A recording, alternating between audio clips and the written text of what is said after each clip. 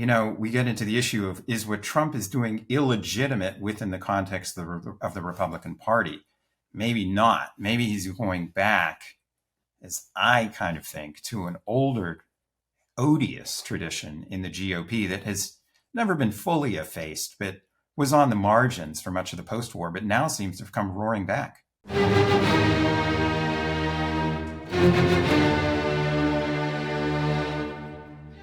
Welcome to Shield of the Republic, a podcast sponsored by the Bulwark and the Miller Center of Public Affairs at the University of Virginia, and dedicated to the proposition articulated by Walter Lippmann during World War II that a strong and balanced foreign policy is the necessary shield of our democratic republic.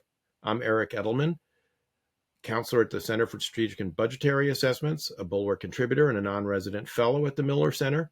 And I'm joined, as always, by my partner in all things strategery, Eliot Cohen, the Robert E. Osgood Professor of Strategy at the Johns Hopkins School of Advanced International Studies and the Arleigh Burke Chair of Strategy at the Center for Strategic and International Studies. Eliot, how are you? I'm fine. Like a lot of our co-religionists, I've discovered that a little matzah goes a long way. And our guest today is Jacob Heilbrunn, the editor of the journal The National Interest, and a non-resident fellow at the Atlantic Council Eurasia Center, and the author of America Last, the Right's century-long romance with foreign dictators. Jacob, welcome to Shield of the Republic. Thank you, Eliot and Eliot. In your book, Jacob, you start your history of America first with the movement against intervention in World War I, with people like H.L. Mencken and George Sylvester Viereck, people who were not only opposed to America's entry into World War I, but positively enamored of Imperial Germany and Kaiser Bill. Can you explain to our listeners and viewers a little bit about what they were arguing when they argued against American intervention? Well, there is a tradition, of course, a legitimate tradition of opposition to entry into World War I on the left and the right.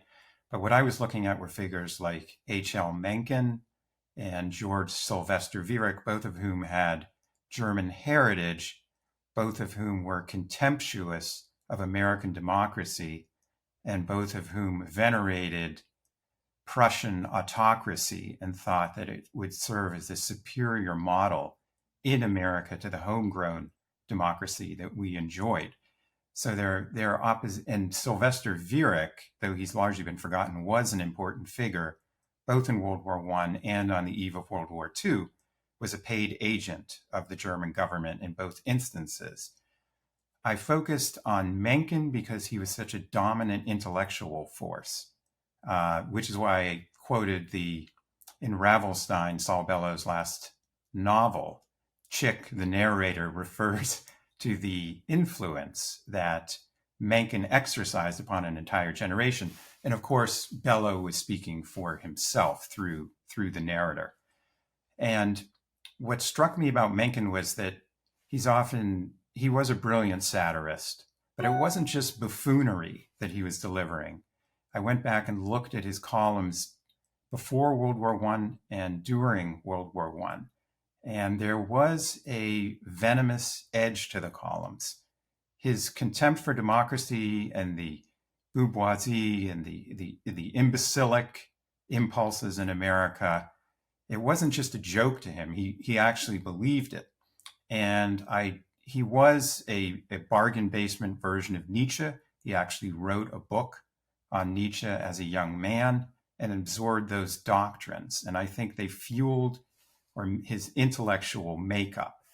And I saw Mencken as the progenitor in many ways of what we today call the old right or paleoconservatism. And Mencken he fired the initial shot of revisionism before the United States had even entered World War I. He was arguing, he made all the arguments that you hear today about Russia and Ukraine, that in fact, Germany was the embattled power, that the democracies had ganged up and encircled Germany, that they had entertained predatory designs upon it. And Sylvester Viereck, in his journal, The Fatherland, disseminated what we would today call misinformation about the war. So Mencken sets the stage for a wave of revisionism about World War I that takes off with the disappointment over Wilson and the Treaty of Versailles. So, I first I should just stipulate that, like Eric, I enjoyed the book a lot. Again, there were some familiar figures, but there's a lot of new detail. And I thought it was particularly interesting to start with Mencken, given that he is still sort of, well, not a revered figure, but he is a figure that gets invoked by a certain kind of writer. What I wanted to ask you about, though, is specifically that where you said this is sort of the paleo-conservatives. And, I understand this is mainly a book about foreign policy, or attitudes towards foreign policy. But, some people would say, well, you really have to go back and look at the South and sort of the lost cause and some of those writers who were, a weird kind of internationalist, that they wanted to take Cuba and, turn it into another slave republic. But I'm curious about why start there rather than earlier, or do you think there's really a distinction? I did want to make just also a parenthetic remark. I think there's a very important point that you're making, which I hadn't thought about before I read the book, which is that the revisionist view of World War I sets in very, very fast, and it exercises a profound effect. I just remember talking to my grandfather, who was quite a sophisticated man, and he had a copy of Harry Elmer Barnes, and he believed that stuff, and that is striking to me. I don't know if this is because Theodore Roosevelt died too young to push back at it or something, but that's very striking. In any case, if you could talk a little bit about Mencken, what connections, if any, do you think there are to this older? I don't know whether it's even. I don't view it as conservative. I think it's more kind of reactionary or anti-liberal or illiberal or anti-democratic tradition. Yeah, I definitely. Mencken himself, there are some ties, intellectual ties. Mencken himself believed that America's one chance to become a true aristocracy had been in the antebellum South, and that the Civil War ended any aspirations that America might have had to become something on the lines of Periclean Athens. He saw this as a decisive moment in American history, probably also because, let's face it, he was a racist, anti-democratic, anti-Semitic. I landed on World War I because the fixation with a foreign power seems so stark there. To choose Prussian autocracy over England, Edwardian England, seemed a quite stark choice to me. And then you also had the fact that what's been almost entirely forgotten is the extent of sabotage that the German government was carrying out in the United States at that time, including the explosion at Black Tom Island and numerous other sabotage schemes, some of which Sylvester Viereck himself was involved in. And in a somewhat amusing incident, he left his briefcase on a subway, and the Secret Service confiscated it and they handed it to some of the newspapers, and those schemes were aired. So that's why I chose World War I. And not to expostulate too long here, the word revisionism is very interesting. I see three waves of revisionism: after World War I, after World War II, and then again after the Cold War. In each case where America is blamed for having encircled a foreign power and its allies. But the revisionism that we see after World War I also leads, I think, ineluctably to the hardcore revisionism, Holocaust denial, that emerges after World War II and is a constituent element of the right post-1945. Jacob, as you point out, Viereck plays a role in World War II, and Mencken does as well. I'm wondering, I have a couple of questions. One is, is it possible to disentangle kind of Mencken's satiric corpus from all the rest of this stuff, or is it all just intrinsic, as you were kind of suggesting, I think, in your remarks? But also in World War II, the America First effort, in which Viereck and Mencken both play a role, is even bigger and broader, really, than it was in the First World War, because you've got other figures like Charles Lindbergh and Father Coughlin. And I wonder if you could comment on that. I think Mencken is always going to be a disputed figure. He has his defenders too, who argue that the racism and anti-Semitism were kinks and not a serious part of his personality or his writings. I came down on the other end, just given the virulence and the sustained nature of those writings, and above all, his sheer hostility to Franklin Roosevelt. I mean, he became a crank in the 1930s, as did many conservatives. I mean, one of the things that this working on this book fortified for me, and I'm not seeking out to denounce conservatism per se, but was that the movement in many ways has not changed, or factions within the conservative movement have not budged over almost 100 years. We see these same sentiments manifesting themselves today. That's why when I look back at the past, I do take them seriously. And it's not just eccentric fripperies that Mencken is tossing out, but actually pretty deeply held beliefs. And when he writes, that maybe we can have an intellectual fascism in the United States, still, to me, pretty chilling. Yeah, but I guess maybe it's because I think of myself as a conservative. It seems to me they're not conservative at all. I mean, at first, anybody who's playing with fascism is a revolutionary ideology. It's not a conservative ideology. And, I think it's pretty clear reading these people that they don't have a commitment to the Constitution, to, kind of an ordered democracy, the kind of thing that various conservative icons in American history would have had. So and I'm not saying this, to be defensive about conservatives. I'm saying it to wonder if to really get at what's going on here, these are just people kind of reject the idea of a liberal democratic republic. Yeah, that's right. I mean, you did have mainstream Republicans. I try to distinguish, saying that this is not the conservative movement. It's a faction within. And you're right, they are the radical right. They are in fact not conservatives. The same thing holds true today.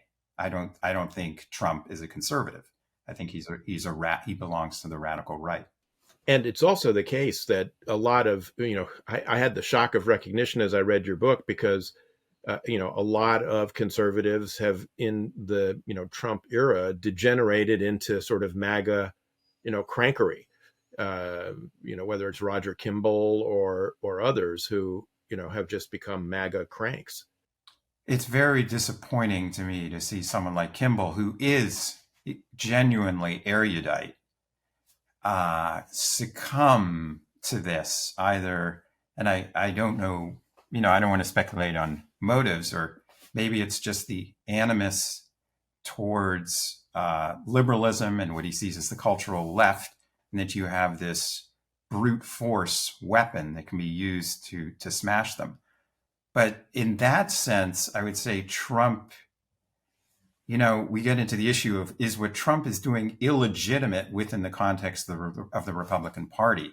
Maybe not. Maybe he's going back, as I kind of think, to an older, odious tradition in the GOP that has never been fully effaced, but was on the margins for much of the post-war, but now seems to have come roaring back.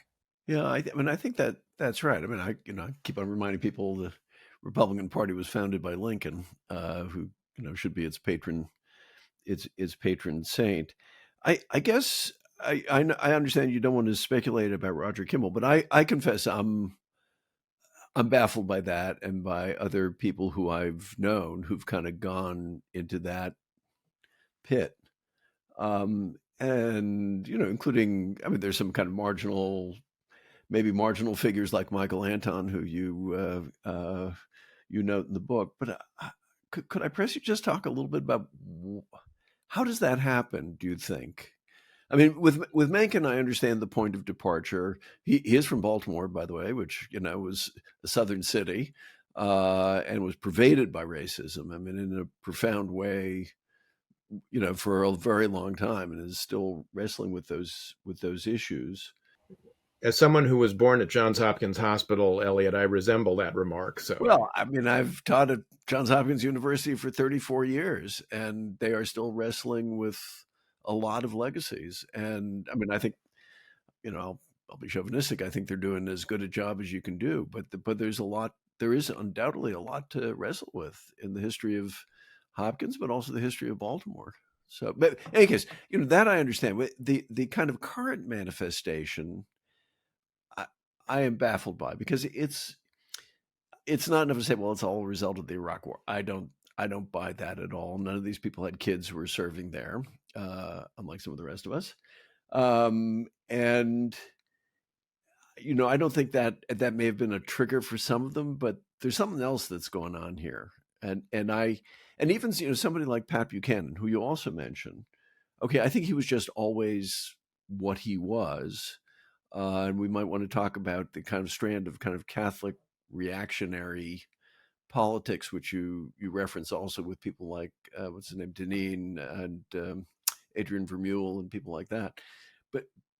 But I am baffled by people like the Roger Kimballs. And Father Coughlin during the interwar years. Yeah. Coughlin was not an intellectual. We're talking about intellectuals here, or those who would call themselves intellectuals, often have a proclivity for extremism and for pushing ideas to their limit. And I think what Trump is espousing seems new and shiny and exciting, not like, especially among the younger generation of these conservatives or radical right, whichever term we want to use. They refer to zombie Reaganism. They disdain the old, what they regard as the old right. So there's also a mixture of opportunism. Have Kimball and Anton clambered onto this for personal reasons? I mean, Kimball was denouncing Trump initially as akin to Hitler in a beer hall. What prompted him to change his mind so radically? I don't think he's ever answered that question. What bothers me about these intellectuals are these lurches and sudden shifts. And I know we're going to talk about my own odyssey, as it were, but which I'm happy to do. But I am somewhat wary of radical intellectuals. All of us have an odyssey. Jacob, you're not alone. I wanted to, before we get into the contemporary, although maybe it is tied to the contemporary, you talk a little bit about the efforts before World War II by the Roosevelt administration, also by some members of the Congress. I mean, you point out that the House Committee on Un-American Activities was actually stood up to deal not with the communist threat per se, but with the what some people call the Brown Scare, the threat from the this kind of right-wing lionization of Hitler and opposition to support to Britain in the war. You actually take the historian Leo Rebuffo to some task for arguing that there was a Brown Scare. You sort of suggest it was actually merited, that this was really a concern and a threat, that it wasn't just invented for political reasons. That does have a kind of contemporary ring, for people who, the anti-antis who, would routinely accuse Eliot and me of suffering from, Trump derangement syndrome. I'm just wondering if you could talk a little bit about that for our listeners and viewers, this notion of a Brown Scare and how that all played out. Well, there clearly were plots again in the late 30s in Seattle and in Washington, One of the people I talk about, Lawrence Dennis, was involved in disseminating misinformation in the United States. He worked with the German embassy. He attended the Nuremberg rallies. There was Elizabeth Dilling, who is known as the female Führer in Germany, also attended the Nuremberg rallies and delivered anti-Semitic speeches in the United States to thousands of people. All of these people, she testified before Congress. All of these people that I talk, Merwin K. Hart, another anti-Semite, prominent New York businessman. The reason that I exhumed these figures is because they were on the front page of the New York Times in the late 30s. They were actively working to support Nazism, if not conspiring.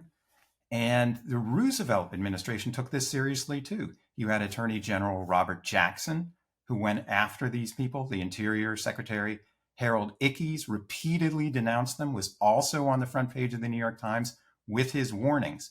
So this is not concocted out of thin air. This is not a fairy tale. And that is what bothered me a little bit. One of the critics in the American Conservative acted like, well, why is Heilbrunn focusing on these obscure figures? At the time, they were not obscure, and it's important not to write them out of history.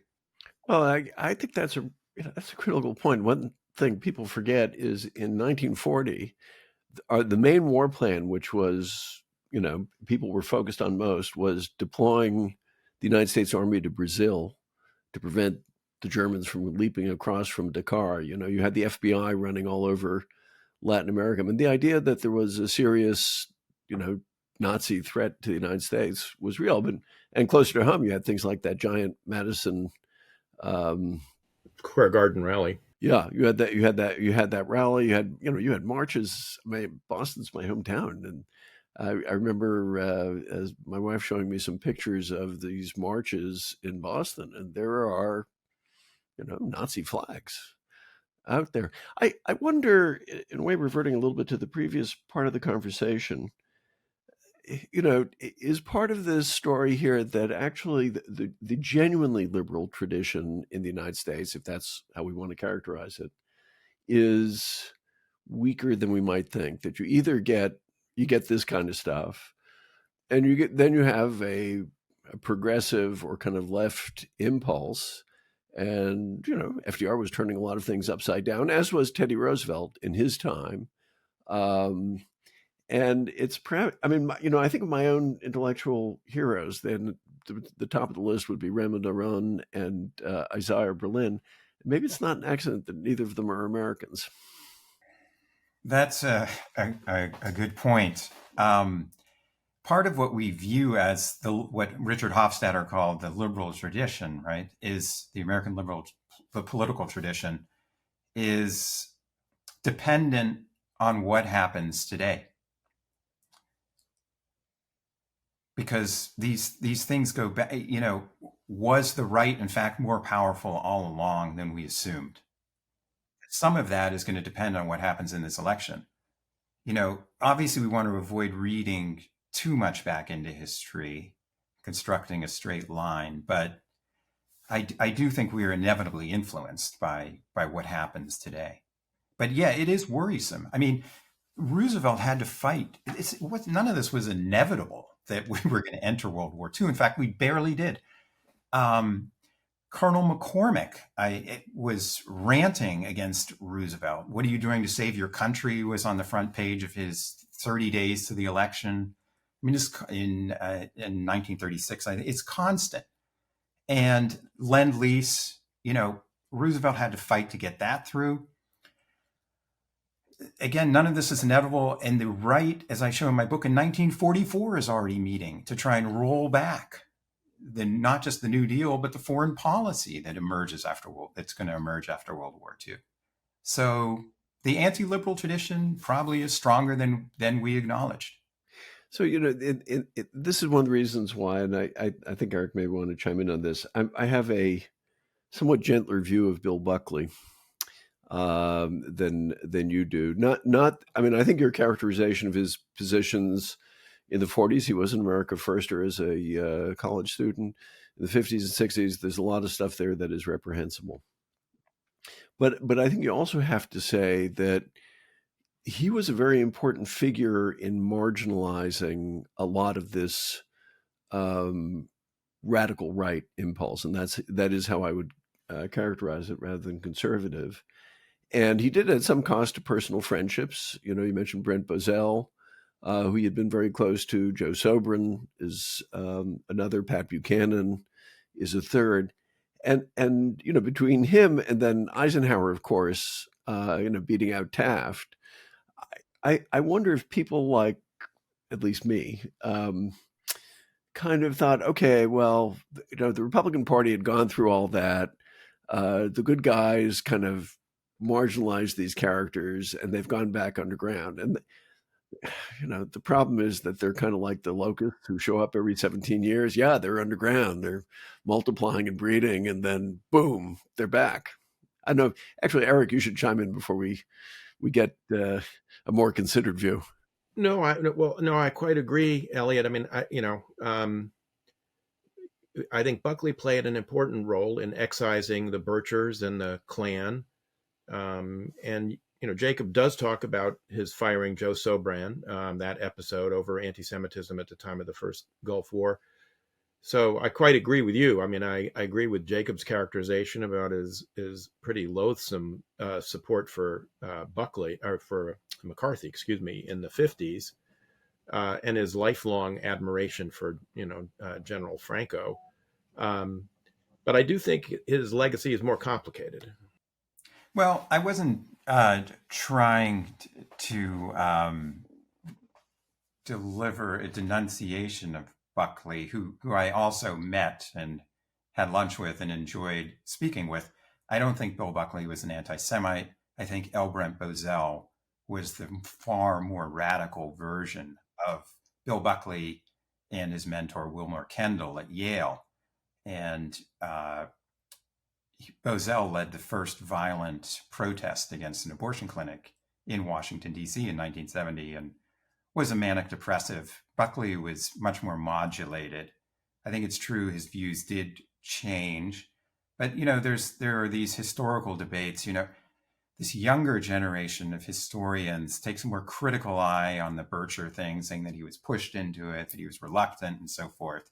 I didn't really get into that because I was primarily looking at Buckley's defenses of apartheid and of his admiration for Pinochet and his fervor for McCarthy, which he maintained to the end of his life.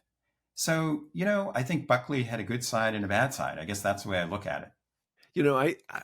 I think that's right, but I think I would also say he changed. Early in his life, he was unquestionably racist, and he was also anti-Semitic. And he was, I mean, I had long conversations with him about it, and he was upfront that he had changed. I mean, what I find depressing about some of the figures that you talk about and others that you could have talked about in the contemporary scene, they haven't changed. And I very much doubt that J.D. Vance, take a politician who's smart, I mean, he's certainly no idiot. I doubt very much that he'll kind of drift to some sort of moderate center. I don't think that's likely to happen. I can't resist using this as an opportunity to get you to talk a little bit about your own journey, if you feel you've been on one. You haven't. I think I suspect most of our listeners will know, but probably not all. I mean, there you are at the National Interest, which founded by Irving Kristol. For the record, I was on the founding board of the magazine, which took a very different turn, I think, once Dimitri Simes, who you talk about, who I had very little time for, took over. And, is this a particularly interesting vantage point from which to write about these people, or is it difficult, or have your views changed? I'm just curious. No, I don't think it was difficult at all. And it was a good vantage point because I met many of these people. I mean, I actually began my career, such as it is, as an assistant editor at the National Interest in 1989, with the first issue being The End of History, when Owen Harries was the editor and Irving was the publisher.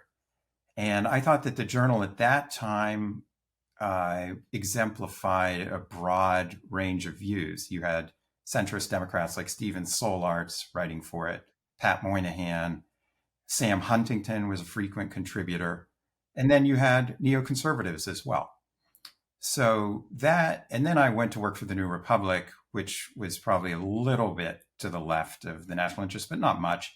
And again, which featured a wide range of opinions. My own views have always been, it sounds a little antiquated, but I was a youth, teenage anti-communist. And my views have not really shifted very much from those views. That's why I take such a dim view now of what is taking place between Russia and Ukraine. And I suppose ultimately it is rooted as it is with, as I pointed out in my book on neoconservatives, in my own family history with experiences with Nazi Germany, that many of my ancestors were murdered in the death camps there. So I have this is all living history for me. So yes, I worked with Dimitri Simes, who I did learn some things from him, could be quite intelligent and also had, again, a dark side. It brought me into contact with realists and made me much more familiar with the tradition. And I felt in some ways more comfortable with Henry Kissinger's more classical view of realism, or Sam Huntington, than I do with the current crop, which purports to espouse realism. But in fact, it is isolationism, and in some cases, even pro-Putin. And that is the point that I tried to make in the book, that we use this term isolationist for the figures in the late 30s and early 40s. In fact, a lot of them were not isolationists. They were not neutral. They were pro-Nazi Germany and pro-Mussolini's Italy. Yeah, one of the things about Dimitri's fall from grace now, he finds himself as the co-host of a propaganda show on Russian television with Vyacheslav Nikonov, who is Molotov's grandson. It's sort of, incredibly ironic that this, person who was a, son of a prominent, Russian dissident in the Soviet era is now, co-hosting, a Stalinoid propaganda show with Stalin's grandson. Actually, both the parents. His mother was a well-known human rights lawyer, and his father wrote a denunciation of the nomenclatura. I talk about all this in the introduction to my book. This is again getting into psychological speculation. I wonder to what extent it is an Oedipal rebellion against the parents, but primarily I think he sees the liberals that he encountered in Russia in the 60s and then in the 90s as weak and feckless, and approaches it from a conservative, if not reactionary, perspective. Well, I was going to say, I think you're putting your finger on something. There's an admiration of strength, and it's the kind of thing that Churchill saw very early on, I believe, in Nazi Germany, and reacted against it. But I'm thinking about realists. I'm thinking about John Mearsheimer, with whom I've crossed swords on more than one occasion. Enjoying visits with Viktor Orban and being very chummy with him, going to Valdai and meeting with Putin, making excuses for him. And I quite agree with you. This is not realism. I probably have more issues with Kissinger. Eric and I have kind of gone back on the forth in this, but obviously he's well within a certain kind of mainstream. But with something like Mearsheimer, there's a kind of admiration of a certain type of strongman. And it's, again, I'll just say, I don't think it's conservative. I think it's, we misunderstand it if we think it's conservative. It is a kind of vaunting of power. Yeah, none of these guys can convince me that a diminution of American power abroad constitutes realism, abandoning NATO. What are we talking about? Yeah, I agree. Jacob, I wanted to raise one other thinker who you touch on in the book who doesn't fit in completely with some of the others, and that's Jeanne Kirkpatrick. And I should I should stipulate that as a former special assistant of George Shultz's, so I was, on, the other side of several, internal debates with her in the Reagan administration. You take on her very famous commentary article about dictatorships and double standards. And the argument she made at the time was that it was okay for the United States to support certain kinds of authoritarian regimes, particularly like Pinochet in Chile, but others in Latin America, because those regimes, unlike totalitarian regimes, didn't try and actually change individuals. They didn't try and create a new Soviet man the way the Soviet Union did. And therefore, they were reformable and they could be changed, whereas totalitarianism was immutable. It's certainly clear in the wake of the collapse of the Soviet Union that even totalitarian regimes are not immutable. They can, collapse of their own weight. But it's also the case that, she wasn't 100% wrong in the sense that South Korea, Taiwan, which were authoritarian regimes at the time she wrote in the 70s, have emerged as flourishing, vibrant, democracies. So what is your take there on and she doesn't also come out of a conservative Republican right-wing tradition. She comes out of a liberal democratic tradition. Right. Though it is interesting that Pat Buchanan wrote a piece in the American Conservative called "The One Good Neocon." It was Jeanne Kirkpatrick, because if you recall, or you may not recall, but I was there, so I remember all this. In 1990, she wrote a piece for the National Interest. Owen Harries had commissioned this symposium about what is America's purpose, and she basically said, "Come home, America." She said, we've done our bit. It's time to focus on the domestic front. Yeah. The reason I did talk about the dictatorships and double standards article, which incidentally Bob Kagan denounced in commentary years later. Yes. And I thought that that the article was too much of in retrospect, too much of an apology for right-wing regimes in Central America. And one of the things that I tried to do in the book, perhaps not entirely successful, is distinguish between support for a right-wing regime and avidity for it. And as I looked at her record, particularly in the case of the Argentine junta, I mean, my God, she supported their invasion of the Falklands and worked overtime to try and sabotage the British in Washington. And she was a lone wolf on that in the Reagan administration. It just seemed to me, and I knew her pretty well. And I think it seemed to me that at the time she was way too receptive to these right-wing regimes. She is the most controversial choice in my mind now that I've thought about it more, and that is a frequent criticism that is leveled, that she is a bit of an outlier in the book as well. But I suppose the defense would be that in some ways these distinctions are a little artificial, and that her defense of these regimes did in fact coincide more with Buchanan and company than perhaps many would like to acknowledge. I think it's a very nice distinction between, I think what you saw with Kissinger. Okay, he's going to support Pinochet over Allende, and it's a kind of a very cold-blooded geopolitical calculation. And what you describe as avidity. I'm whether it applies to Jeanne Kirkpatrick, I'm not sure. I haven't really. I knew her. I didn't know her that well, and I don't think I could make that sort of judgment. But I think there is a distinction there, and it gets to the heart of what, in a way, what I find most interesting about the book, which is it keeps on posing to me the question: okay, well, where does this come from? What triggers it? And is there anything that can eventually break it? I mean, there's been a what Jean-Francois Revel called a totalitarian temptation on the left as well as on the right. There are these kind of break moments in history where they don't completely go away, but after a certain point, the American left at least nominally breaks with Stalin.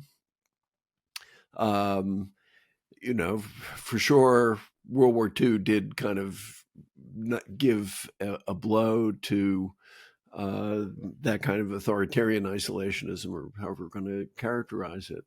So I guess, maybe if you could address either or both sides of that. First, are there things that go on in the culture that trigger this? And by the way, I tend to think there are. I mean, as long as I have the floor, I'll rant and rave a little bit. I think, with people like Mencken and so on, I think a lot of this has to do with the society undergoing a lot of change, with a lot of immigrants, and that they feel very uncomfortable with, the sort of displacement of traditional elites. I think that's why you have so many Harvard and Yale graduates in your rogues gallery. And I think now some of this that is anxiety. Yeah, and I think now some of this is reaction to cultural stuff that I tend to think has gone way too far. But in any case, I think those are some of the triggers for it.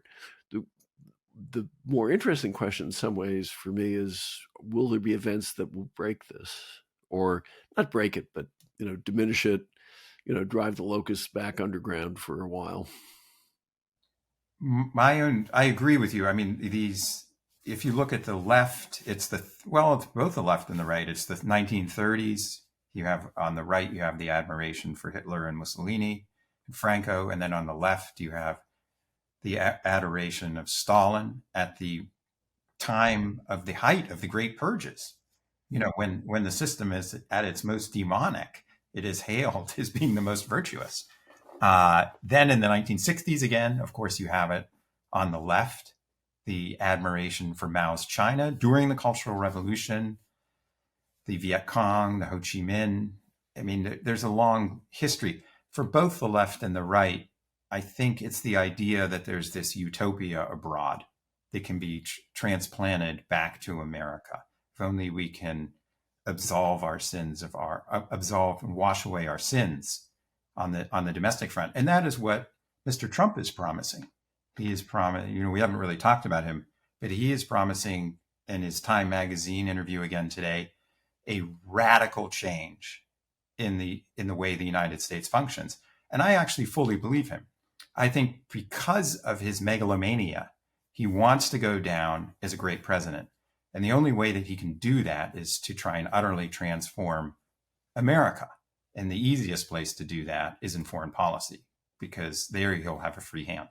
I don't know if I've answered your question adequately, but that's where I've ended up. It's a beginning, but Eric is going to say something. Well, I was just going to say, I agree with you, Jacob. The late Peter Gay was one of the historians I learned from at Yale when I was a graduate student. He used to talk about the higher naivete, which is that if someone tells you something over and over again, in print, unless you have some evidence to disbelieve it, you probably should take them, at their word. And I am inclined to do that.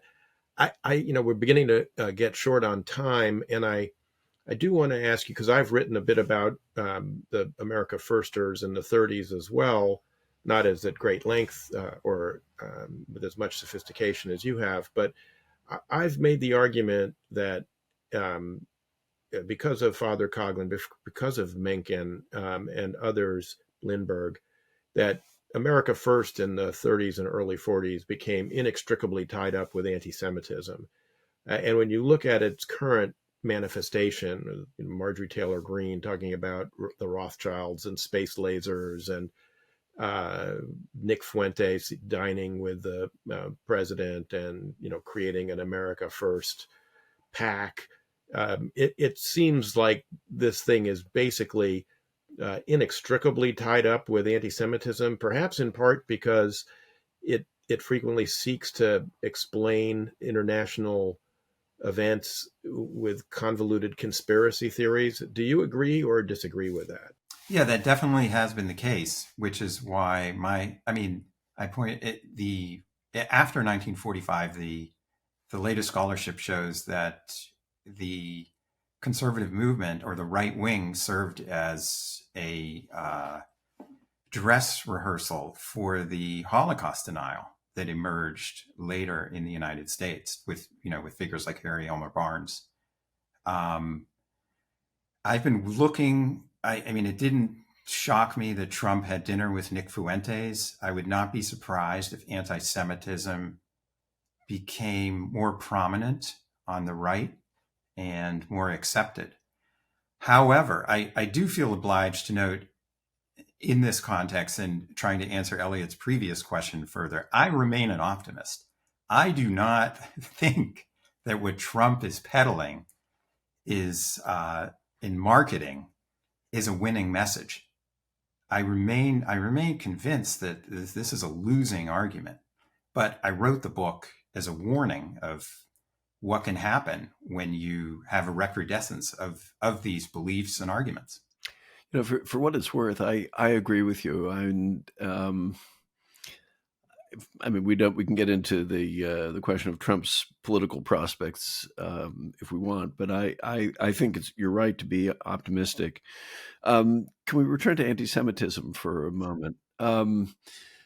So we're seeing an explosion of it right now. I think it's fair to say we're not seeing it on the right. We're seeing it on the left. It is, of course, triggered to some extent by the Israel-Hamas. It is triggered by the Israel-Hamas war, but there's a kind of a, to my mind at any rate, a depth and an extent and a virulence which indicates to me something deeper, this time on the left. Do you see it that way? I mean, I know this is a subject you care about and you've written about, and I'd be curious to hear your views. Well, obviously, the left has never been exempt from these impulses. In the late 60s, in fact, this is what led, in many ways, to the rise of the neoconservative movement. I'm careful about hurling the charge anti-Semitism because it gets flung about so much.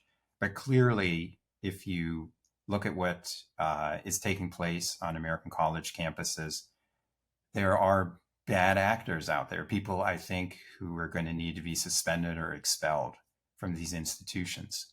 It sounds like it's moving out of control. I do have one data point to the earlier conversation, Jacob, your point that this is a losing message, and Eliot, your assent to that. I note that Ann Carney has a piece in the New York Times today about members of Congress in the Republican conference who went back to their districts expecting that they were going to be excoriated for having voted for. This is the 101 who voted for the supplemental. And that, of course, was what Marjorie Taylor Greene was counting on to power her motion to vacate against Speaker Johnson. And lo and behold, most of those members, not all, but most of them have gone back and been gone to town halls and been congratulated by people for doing the right thing, which is a kind of encouraging sign, I have to say.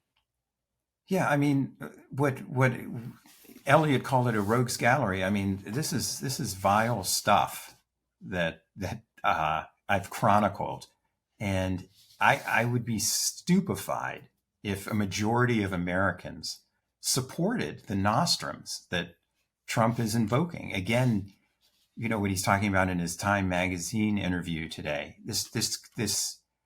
I would be very surprised if that garners a majority of votes. I hope that's right. And from your lips, I hope that goes to God's ears. So, or at least to the voters. At least to voters' ears. Thanks. Our guest today has been Jacob Heilbrunn, the author of America Last, the Right's Century-Long Romance with Foreign Dictators. Jacob, it's been a pleasure having you on. I hope a lot of our listeners will go out and get your book and read it. There's a lot to be learned here. Hear, hear. Thank you.